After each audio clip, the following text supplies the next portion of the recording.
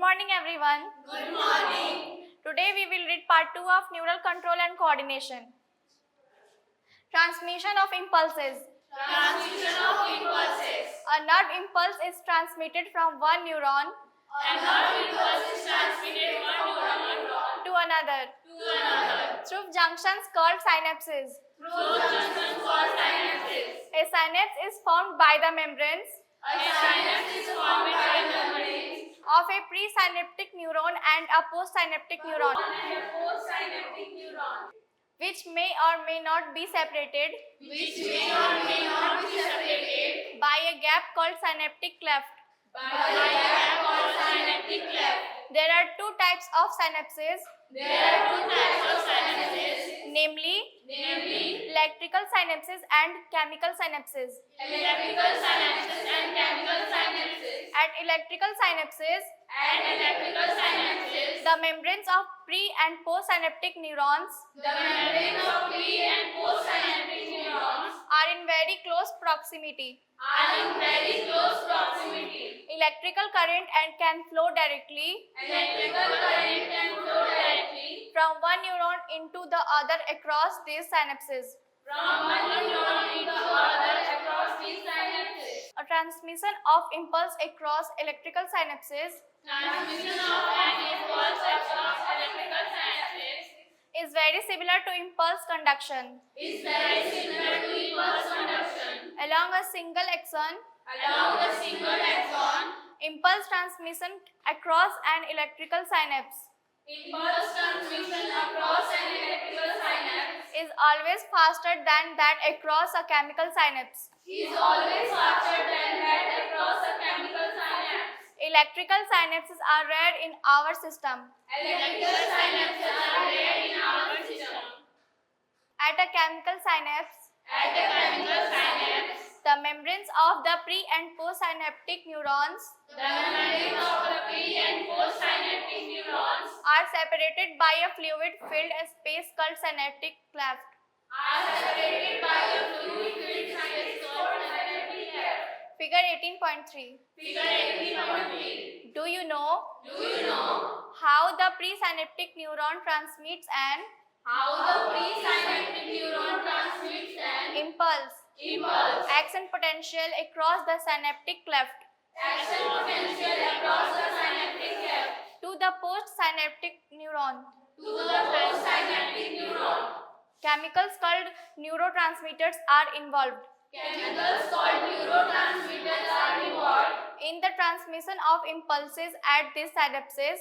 in the transmission of impulses at synapses. The axon terminals contain The axon terminals contain vesicles filled with these neurotransmitters. vesicles filled with these neurotransmitters. When an impulse action potential When an impulse action potential arrives at the axon terminal, arrives at the axon terminal, it stimulates it stimulates the movement of the synaptic vesicles the movement of the synaptic vesicles towards the membrane where they fuse towards the membrane where they fuse with the plasma with the plasma membrane and release their membrane and release their neurotransmitters. neurotransmitters. In the synaptic cleft, In the synaptic cleft, the released and neurotransmitters bind Babuji, the released neurotransmitters bind to their specific receptors.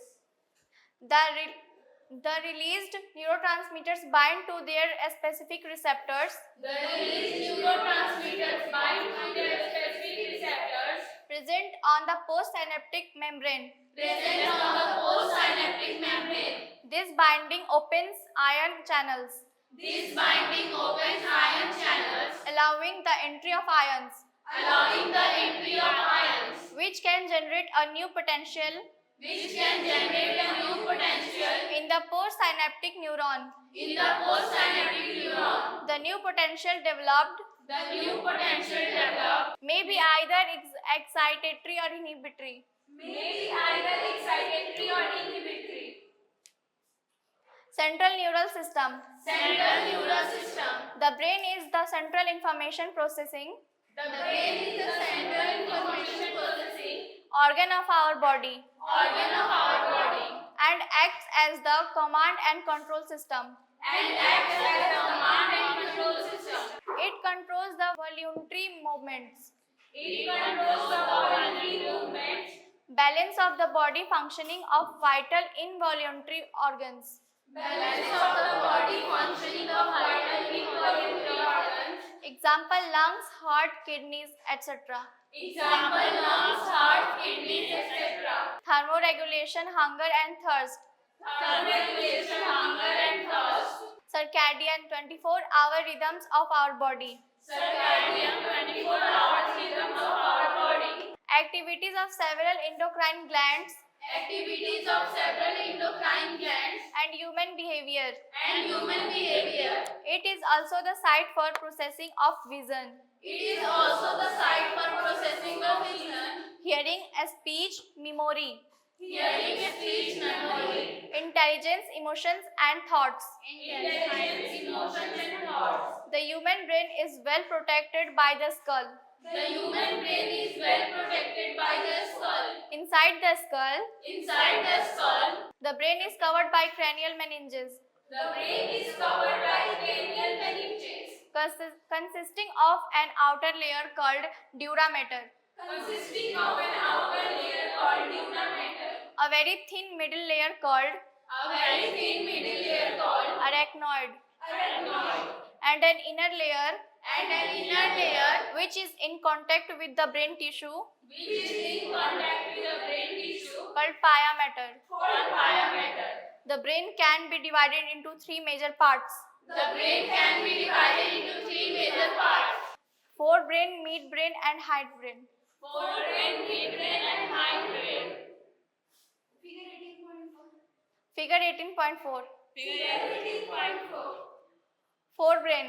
Forebrain. The forebrain consists of The forebrain consists of cerebrum, thalamus and hypothalamus. cerebrum, thalamus, and hypothalamus. Figure 18.4. Figure 18.4. Cerebrum forms the major part of the human brain.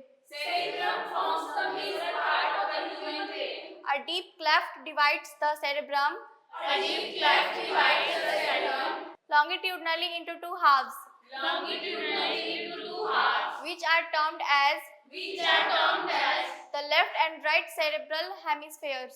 the left and right cerebral hemispheres. The hemispheres are connected The hemispheres are connected by a tract of nerve fibers called by a tract of nerve fibers called corpus callosum.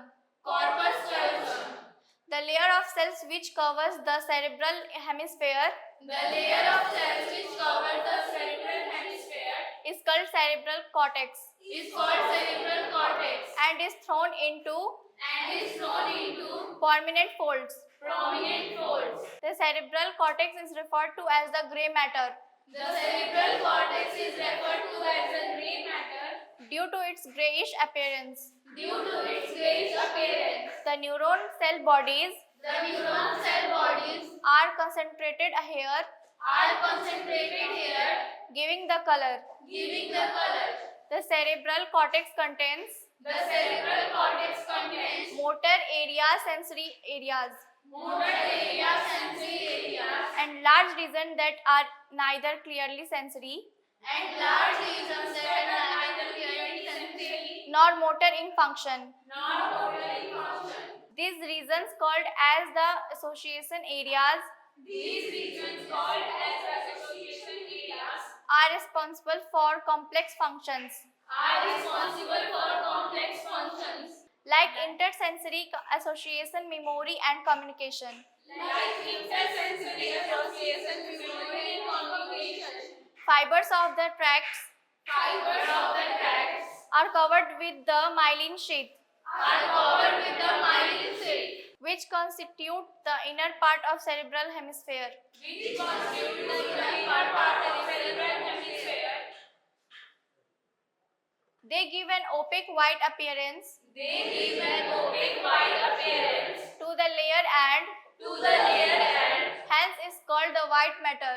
hence is called the white matter. The The cerebrum wraps around The cerebrum wraps around a structure called thalamus, a structure called thalamus, which is a major coordinating center which is a major coordinating center for sensory and motor signaling. for sensory and motor signaling. Another very important part of the brain, Another very important part of the brain, called hypothalamus, called hypothalamus, lies at the base of thalamus. lies at the base of the thalamus. The hypothalamus contains a number of centers The hypothalamus contains a number of centers which control body temperature, which control body temperature, are for eating and drinking. also for eating and drinking. It also contains It also contains several groups of neurosecretory cells several groups of neurosecretory cells which secrete hormones which secrete hormones called hypothalamic hormones. called hypothalamic hormones. The inner parts of cerebral hemispheres The inner parts of cerebral hemispheres and a group of associated deep structures and a group of associated deep structures like amygdala, hippocampus, etc. like amygdala, hippocampus, etc.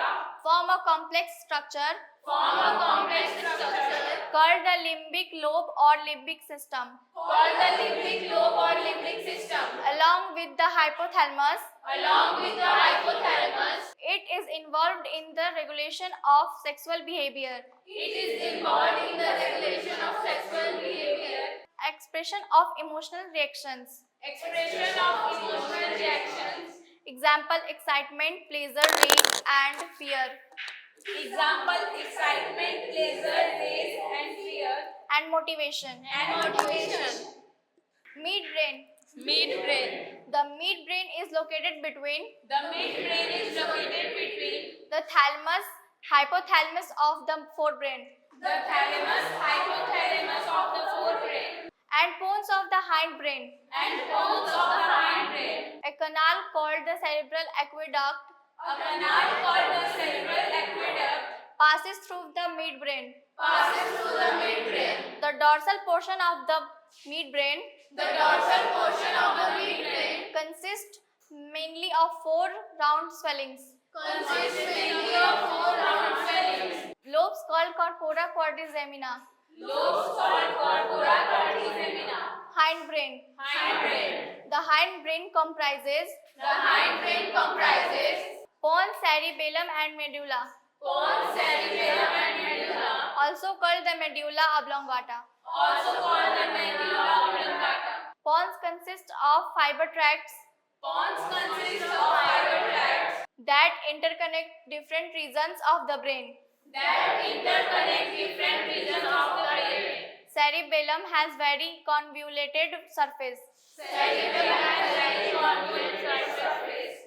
In order to provide In order to provide the additional space for many more neurons, the additional space for many more neurons, the medulla of the brain is connected to the spinal cord.